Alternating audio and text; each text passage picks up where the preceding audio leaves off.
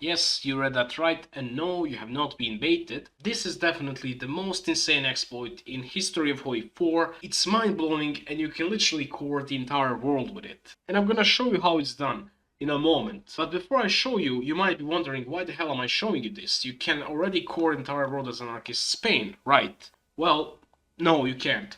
First things first, it takes you up until 1970s to core the entire quote-unquote entire world. Second thing, you can't core these impossible states in Sahara and Central Australia because they don't have resistance mechanic turned on. And you also can't core the states nobody has cores on, like Mauritius, like Seychelles, Portuguese Timor, Bermuda, etc. You can't core those states. But with this exploit that I discovered, you can core even those states, you can core completely entire world. And if you would try to practically do it, it wouldn't take you that long, maybe up until like 1945, 1943, something like that, depending on how quickly you would do a world conquest. And now I'm gonna show you how it's done. Ironically, it's done with Spain once again, so Spain can core the entire world twice. I mean, if you play HOI4, you're probably aware that there's a Spanish Civil War.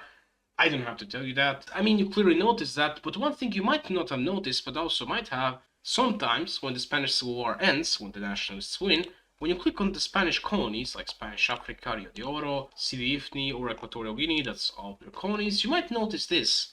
Spain has Equatorial Guinea as a core state. The Republican Spain, the one that lost. Sometimes it's even the anarchist commune that has these cores and not the Republican Spain. But it's the Spain that has lost the war, not the one that has won the war, that has these cores. I noticed that a couple of times and I was trying to figure out why it happens, and I figured out why it happens. So in order for this to happen, you have to play as the nationalist Spain yourself, and I'm not going to demonstrate it, it's really easy and simple to explain it with words. All you gotta do is finish this focus tree from Unify the Nationalist Front all the way to fuse the parties.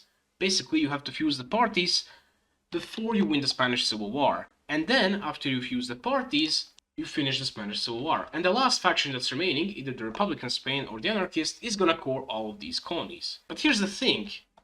This Spain, the one that loses the last, which gets the random cores and colonies, doesn't only core these four states. It cores every single owned non-core state of Spain. So if Spain would own anything else, the other Spain could core it. And obviously the most extreme example for this would be if the nationalist Spain owned the entire world. One very important thing that has to be noted, however, in order for losing Spain to core these non-core states, these states have to be owned by Spain before the start of the Civil War.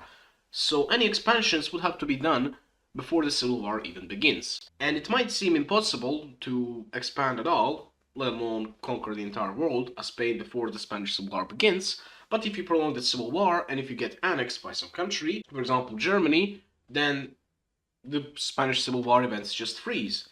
And Germany could do a world conquest in the meantime. Later on, releasing yourself as Spain and then conquering Germany quickly, you should be able to actually conquer the entire world before the Spanish Civil War. Let's just say that somehow magically, at the start of the game, we as Spain owned everything before the Spanish Civil War. Alright, so yeah, that's very cursed universe. Anyway, what we need to do now is to go to the Civil War. I'm basically going to do the Spanish Civil War like this. Now yeah, resistance is unbearable and whatnot, we're gonna have no manpower, but yeah, we can survive this. And here we are, we're in the Spanish Civil War. Obviously we're gonna go for the United Nationalist Front. Let's start working down the focus tree. We could end up owning some more land, but it's alright. We can just go for no garrisons, and now we got all the manpower, all the industry in the world. We can just spam divisions and take them out. Let's do martyrdom for Primo de Rivera. The Council of Aragon has arrived in Spain. Out of all the big cities in the south, has capital in Caspe. Let's form into Carlos split. The resistance is getting kind of out of hand, so we have to do local police force for now. Let's safeguard freedom of worship, banish the party leaders. And finally, let's do fuse the parties. Anarchists are gone, and we finish the focus. Let's now just end the Republicans. Here we are. They should be gone once we take Malaga. We did it. We won. And they should have cores on every single non-core state that we own. That's literally almost the entire world, right? As you can see, they have cores everywhere. The issue is that we can't release them. They're hidden. They have these cores, but they're hidden. So how do we release them? We have to release some other country first, like France, and play as them. So the next thing we do is occupy territory, and we sacrifice ourselves to the Spanish lord. As you can see, they have 908 cores. Release and play as. And we're now Spain, coring France, and the entire world. Now we would have to get rid of these guys.